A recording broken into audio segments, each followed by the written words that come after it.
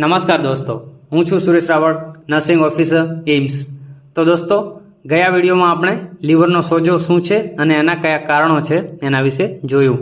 હવે આ વિડીયોમાં જોઈએ આપણે એના લક્ષણો વિશે।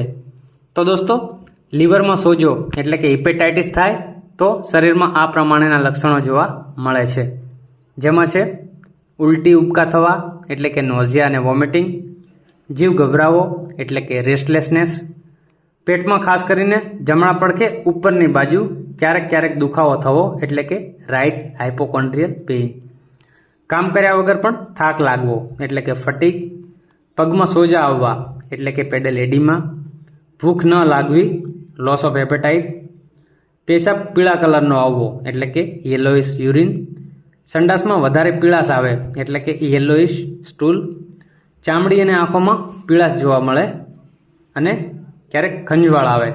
તો આ પ્રમાણેના લક્ષણો જ્યારે હિપેટાઇટિસ એટલે કે લીવરનો સોજો થતો હોય ત્યારે જોવા મળી શકે છે।